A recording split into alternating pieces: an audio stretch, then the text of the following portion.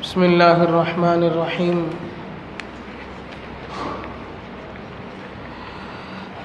یا بنی آدم قد انزلنا علیکم لباسا یواری سوآتکم وریشا ولباس التقوی ذلک خیر وقال تعالی فی مقام آخر یا بنی آدم خذوا زینتکم عند کل مسجد صدق اللہ العظیم وصدق رسوله النبی الکریم ونحن على ذلك من الشاہدین والشاکرین والحمد للہ رب العالمین۔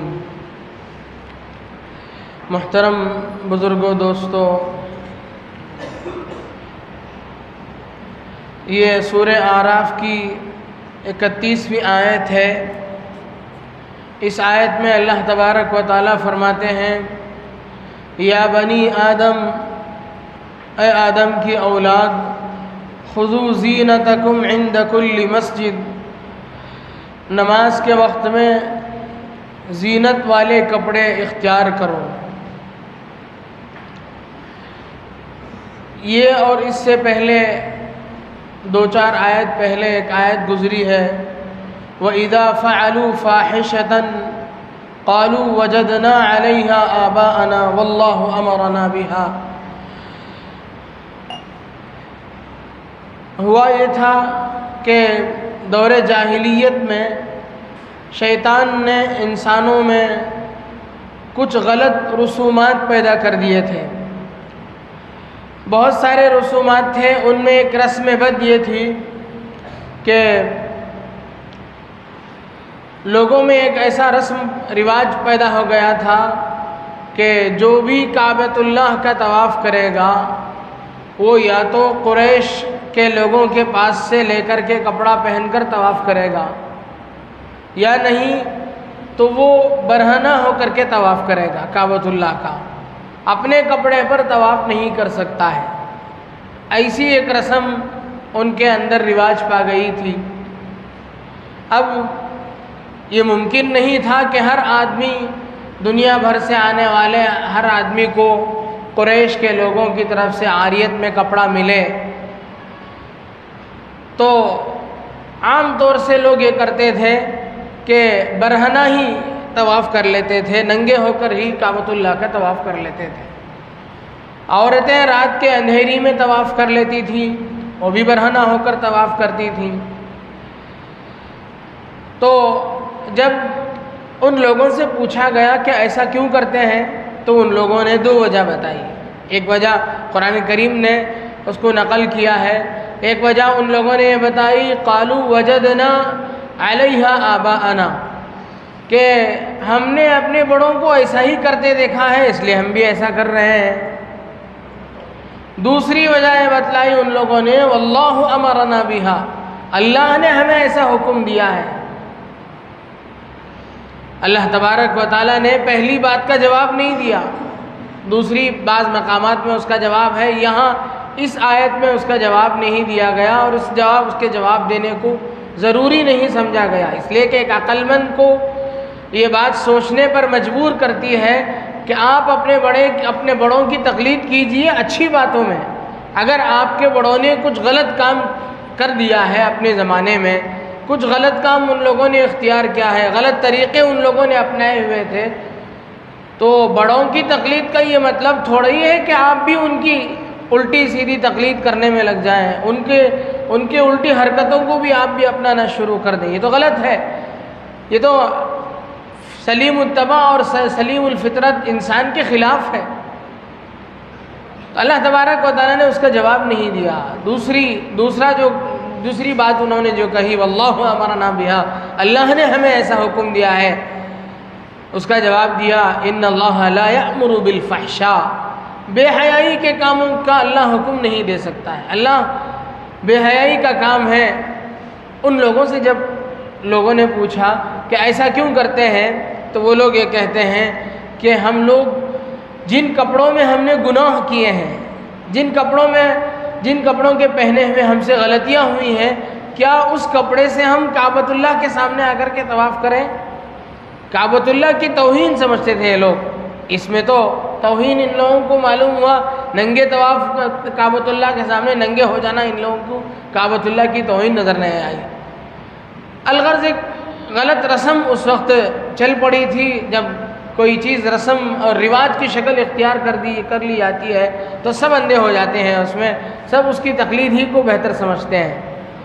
تو اللہ تبارک و تعالیٰ نے آگے چل کر کے قرآن کریم میں آیت نازل فرمائی، یا بنی آدم خذوا زینتکم عند کل مسجد، لوگوں نماز کے اوقات میں اور کعبۃ اللہ کے طواف کرتے وقت اچھا کپڑا پہن کر کے جایا کرو۔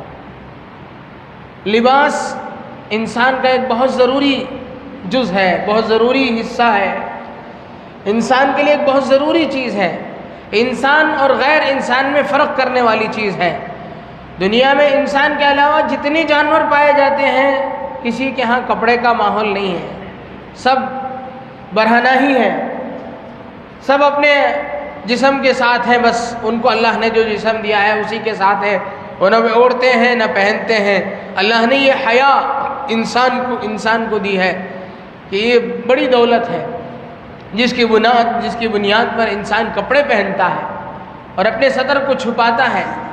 لیکن یہ کپڑا پہن لینا ہمارا کوئی اس میں اپنی مرضی نہیں ہے، یہ بھی اسلامی آداب، اسلام کے اصول اس میں کیا ہے، شریعت ہمیں اس لائن سے بھی شریعت نے رہنمائیاں کی ہیں کہ انسان کا مسلمان کا کپڑا کیسا ہونا چاہیے۔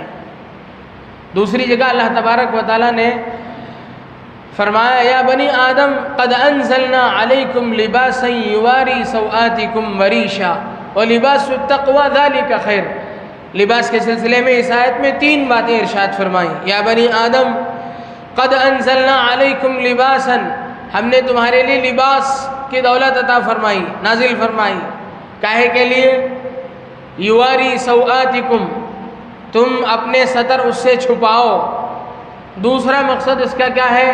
وریشن، اور اس سے زینت حاصل کرو۔ کپڑے آدمی عام طور سے لوگ کپڑے پہنتے ہیں، عید برات کا جب موقع آتا ہے تو اس کے لیے الگ کپڑے کی خریداری کرتے ہیں کہ تاکہ اچھی سے اچھی ہم لوگ اپنی زینت اختیار کر سکیں، عمدہ سے عمدہ کپڑا پہن کر کے اچھے نظر آ سکیں۔ اللہ تبارک و تعالیٰ نے کپڑے کا ایک مقصد یہ بھی بیان فرمایا کہ زینت بھی ایک مقصد ہے، آدمی زینت اختیار کرے کپڑا پہن کر کے۔ آدمی اپنے چہرے کو تو بدل نہیں سکتا ہے، اللہ نے جیسا پیدا کیا ویسے ہی رہ سکتا ہے، لیکن ایک لباس کی دولت اللہ نے عطا فرمائی، آدمی لباس بدلتا رہتا ہے تو اس کی وجہ سے آدمی دیکھنے میں الگ الگ لگتا ہے، اس کی وجہ سے اس کی خوبصورتی اس کی شکل بدلتی رہتی ہے، دیکھنے میں اسے الگ الگ لگتا ہے، دیکھنے میں وہ ایک عظیم دولت ہے۔ تو اللہ تبارک و تعالیٰ نے فرمایا وریشا، اور آگے فرمایا وَلِبَاسُ التَّقْوَى ذَلِكَ خیر، متقی لوگوں کا جو لباس ہے وہ بہترین لباس ہے، نیک لوگوں کا۔ باقی قرآن کریم میں اور احادیث کے ذخیرے میں کہیں بات موجود نہیں ہے کہ آدمی یہ کپڑا پہنے، ایسا کپڑا پہنے، ایسا نہیں ہے۔ بس اللہ کے نبی صلی اللہ علیہ وسلم نے صراحت فرما دی، کچھ اصول بیان فرمائے کہ آدمی مرد کے لیے یہ حصہ سطر کا ہے، عورتوں کے لیے یہ حصہ سطر کا ہے، نماز کے موقع پر ایسا آدمی کو ہونا چاہیے۔ مرد کے لیے ناف سے لے کر کے گھٹنے تک عام طور سے سطر ہے، اور نماز کی حالت میں آدمی وہ کپڑا پہن کر کے آئے جس کپڑے میں کسی معزز جگہ میں جا سکتا ہو۔ اللہ کے دربار سے بڑھ کر معزز جگہ کون سا ہے؟ کوئی جگہ اللہ کے دربار، اور جب اللہ کے دربار میں آ رہے ہیں تو آپ اچھا کپڑا پہن کر کے آئیے۔ خذوا زینتکم عند کل مسجد۔ تو کپڑے کے مقاصد، لباس کے مقاصد میں سے ایک مقصد یہ ہے کہ آدمی سطر کو چھپائے، اس لیے آپ جیسا چاہے اچھا سے اچھا عمدہ سے عمدہ کپڑا پہنے، لیکن اس میں ہم پیچھے نہیں ہونا چاہیے کہ سطر ہمارا کھل رہا ہو، ایسا نہیں ہونا چاہیے۔ بہت سے لوگ ایسے کپڑے پہنتے ہیں جس سے سطر چھپتا ہی نہیں ہے۔ 3 اصول بیان کیے گئے ہیں کہ کپڑا اتنا باریک نہ ہو جس سے بدن کا اندر کا حصہ جھلکے، کپڑا اتنا نامکمل نہ ہو، اتنا ناقص نہ ہو کہ بعض حصے کھلے رہ جائیں سطر کے، اور کپڑا اتنا چست نہ ہو جس سے بدن کے اعضاء نشیب و فراز نظر آئے باہر سے جھلکے، ایسا نہ ہو۔ یہ تین چیزیں ہیں کہ کپڑا اتنا باریک بھی نہ ہو کہ اندر سے بدن جھلکتا ہو، کپڑا اتنا چست بھی نہ ہو کہ جھلکتا تو نہ ہو لیکن نشیب و فراز اونچ نیچ جو بھی ہے وہ نظر آتا ہو، یہ بھی نہ ہو، اور کپڑا اتنا ناقص بھی نہ ہو۔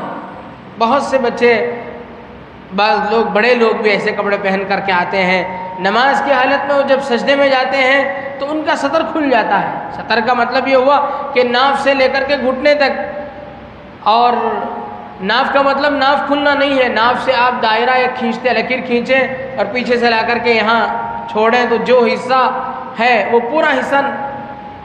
پورا حصہ سطر میں آ جاتا ہے اور گھٹنے تک۔ جب آدمی سجدے میں جاتا ہے تو وہ حصہ باقاعدہ نظر آ جاتا ہے، ناف اور گھٹنے کے درمیان کے بعض حصے باقاعدہ نظر آ جاتے ہیں، اور ایک رکن کے بقدر نماز میں سطر کھلا رہے کسی کا تو نماز ختم ہو جائے گی اس کی، اس لیے کہ سطر کا چھپانا نماز کے فرائض میں سے ہے، شرائط نماز میں سے ہے۔ اس لیے میں نے بعض بچوں کو دیکھا، بڑوں نے ان کے کپڑے ایسے خریدے ہیں، ان کی مجبوری ہے، جو کپڑے خرید کر کے ہم دیتے ہیں بچوں کو، بچے تو وہی پہنیں گے۔ ایک بچہ سجدے میں جا رہا تھا، پیچھے سے دونوں ہاتھ پیچھے سے پکڑا ہوا ہے، سجدے میں جا رہا ہے، سجدے میں دونوں گھٹنے، دونوں ہاتھ، ناک اور پیشانی، یہ 5 چیزیں لگنی چاہیے، لیکن دونوں ہاتھ کہاں رکھا ہے؟ پیچھے کپڑے کو پکڑ رکھا ہے، کاہے کے لیے؟ سطر کھل نہ جائے، بچے کو شرمندگی ہے، لیکن بڑوں نے ایسا کپڑا دلوایا ہے۔ اس لیے اس سلسلے میں ہمیں بہت چوکنا رہنے کی ضرورت ہے۔ لوگ کہتے ہیں یہ سب کیا چیز ہے؟ لباس کے سلسلے میں بھی کوئی پابندی ہے؟ شریعت میں لباس کے سلسلے میں کوئی پابندی ہے؟ دل صاف ہونا چاہیے، اعمال صحیح ہونا چاہیے، ایسی باتیں کرتے ہیں۔ نہیں، شریعت نے اس کا بھی لحاظ کیا ہے۔ ظاہر جو ہے، انسان کا جو ظاہر ہے وہ باطن کا غماز ہے، باطن کیا ہے، کیسے ہے، اس کی باطنی کیفیت کیا ہے وہ ظاہر بتاتا ہے انسان کا۔ آپ ایک پھل خریدیں، آپ اسے کاٹ کر کے نہیں دیکھیں گے، آپ اس کے چھلکے کو دیکھیں گے کہ وہ کیسا ہے۔ چھلکے میں داغ دھبا ہے تو سمجھیں گے اندر سے پھل سڑا ہوا ہے۔ لوگ یہ کہتے ہیں کہ ہمارا دل صاف ہے، ہم اندر سے اچھے ہیں، کپڑے چاہے جیسے بھی پہن لیں۔ یہ غلط ہے کہ آدمی جو چیز لوگوں کو نظر آتی ہے اسی کو تو سنوارتا ہے۔ چہرہ آدمی کو نظر آتا ہے، اسے سنوارنے کی کوشش کرتا ہے۔ ظاہر بدن لوگوں کو نظر آتا ہے، اسی میں یہ ناقص ہے، تو اندر جو چیزیں ہیں انسان کے دل کے اندر، انسان کے اندرونی اعمال، وہ تو لوگوں کو نظر نہیں آتے، اس پر کیا توجہ دے گا؟ اس لیے ہمیں ظاہر پر بھی توجہ دینے کی ضرورت ہے اور باطن پر بھی توجہ دینے کی ضرورت ہے۔ کپڑے کا ایک اثر ہوتا ہے۔ حضرت عمر بن خطاب رضی اللہ عنہ کے بارے میں آتا ہے کہ ایک مرتبہ حضرت عمر بن خطاب رضی اللہ عنہ منبر پر خطبہ دے رہے تھے، واپس گھر کو لوٹے اور لوٹ کر کہا کہ آئندہ میں یہ جبہ کبھی نہیں پہنوں گا۔ لوگوں نے پوچھا حضرت کیا ہو گیا؟ حضرت عمر نے کہا کہ یہ جبہ مجھے اتنا اچھا لگا کہ میرے دل میں اس کی وجہ سے تکبر آنے لگا، میں نہیں پہنوں گا۔ اگر کپڑے کی کوئی تاثیر نہیں ہوتی تو ایسا ہو نہیں سکتا تھا۔ آپ عمدہ سے عمدہ کپڑا پہنے، شریعت میں اس کی اجازت ہے، بلکہ پسندیدہ ہے۔ اللہ کے نبی صلی اللہ علیہ وسلم کو ہم نے تو انٹرنیشنل فقیر بنا دیا، ایسا نہیں، بلکہ آپ علیہ الصلاۃ والسلام کا جو فقر تھا، آپ نے جو سادگی تھی، آپ کے اندر جو سادگی تھی وہ آپ کا اپنایا ہوا تھا، ورنہ اللہ نے آپ کے قدموں میں دولت کی فراوانی کر رکھی تھی۔ آپ چاہتے تو وہ دولت سارا خود اختیار کر سکتے تھے، لیکن آپ نے تقسیم فرمایا۔ آپ نے دولت کو اختیار نہیں کیا، آپ نے فقر و فاقہ کی زندگی کو اختیار کی۔ آپ کے بارے میں ہم لوگ عام طور سے سنتے ہیں کہ آپ کالی کملی والے ہیں، جہاں آپ کالی کملی والے ہیں، جہاں آپ نے اتنا سادہ لباس پہنا، روایتوں میں آتا ہے کہ آپ نے وہاں اتنا اچھا اور عمدہ شاندار لباس بھی پہنا، ایک جبہ آپ نے پہنا جس کی قیمت 2000 دینار تھی۔ ایسا یہ بھی ہوا، آپ نے اتنا عمدہ لباس بھی پہنا۔ امام مالک رحمۃ اللہ علیہ ائمہ اربعہ میں سے ایک امام ہیں، بہت بڑے اللہ والے ہیں، ان کے بارے میں آتا ہے کہ وہ ایک دن جو کپڑا پہنتے تھے اگلے دن نہیں پہنتے تھے۔ لوگوں نے پوچھا کہ حضرت یہ تو اسراف ہو گیا، آپ یہ کیا کر رہے ہیں؟ روزانہ ایک ایک کپڑا پہن رہے ہیں اور اگلے دن پھر کبھی اس کپڑے کی باری نہیں آتی ہے۔ تو حضرت نے فرمایا کہ میرا ایک دوست ہے، وہ سال کے شروع میں 365 جوڑے سلا کر کے لا کے دے دیتا ہے، اس کی یہ خواہش ہوتی ہے کہ میں روزانہ ایک کپڑا پہنوں۔ اب میں یہ کرتا ہوں کہ کپڑا پہنتا ہوں اور ایک دن کے بعد اتار کر کے دوسرے کو دے دیتا ہوں، اس کی وجہ سے دوسروں کو بھی کپڑا کام آ جاتا ہے اور میرے دوست کی دلداری بھی ہو جاتی ہے۔ تو اچھا اور عمدہ کپڑا پہننا شریعت میں ناپسند ہو ایسا نہیں ہے، بلکہ اس کے برخلاف تو ہے کہ آپ نے کسی مالدار صحابی کو دیکھا، نبی علیہ الصلوۃ والسلام نے پوچھا کہ بھائی تمہارے پاس دولت نہیں ہے، اللہ نے اچھا مال دولت نہیں دے رکھا ہے تمہیں؟ کہاں دے رکھا ہے، پھر کیا ہے کپڑا بناوٹی یہ سادگی کر رہے ہو، اچھا کپڑا پہنو۔ حدیث پاک میں ہے کہ اللہ تبارک و تعالی اپنے بندوں پر اپنی نعمتوں کو ظاہر ہوتے ہوئے دیکھنا چاہتے ہیں۔ اما بنعمت ربک فحدث، اللہ نے جو نعمتیں تمہیں دی ہیں اسے پہن کر کے اسے اختیار کر کے دکھاؤ، لیکن نمائش نہیں ہونی چاہیے، اختیار کیجئے، دکھلاوے کے لیے نہیں، تکبر کے لیے نہیں، تکبر سے منع کیا گیا ہے۔ حدیث پاک میں ہے کہ ما اسفل من الکعبین من الازار ففی النار، ٹخنے کے نیچے جو کپڑا ہوگا وہ جہنم میں جانے کا سبب بنے گا، اس لیے کہ وہ تکبر کا باعث ہے۔ اس لیے اصول یہ ہے کہ ہمارا کپڑا ہمارے لیے ستر کا چھپانے والا ہونا چاہیے، زینت والا ہونا چاہیے، اس میں تکبر کی وجہ نہ بنے ہمارا کپڑا، اور اسی طرح غیروں کی مشابہت والا کپڑا بھی نہ پہننا چاہیے۔ یہ کچھ اصول ہیں لباس کے سلسلے میں، ان آیات سے یہ لباس کے شرعی احکام مستفاد ہوتے ہیں۔ اللہ تبارک و تعالیٰ سے دعا ہے کہ اللہ تعالیٰ ہمیں اپنے ظاہر کو بھی سنوارنے کی توفیق نصیب فرمائے اور اپنے باطن کی بھی فکر کرنے کی توفیق عطا فرمائے۔ آمین۔ وآخر دعوانا الحمد للہ رب العالمین۔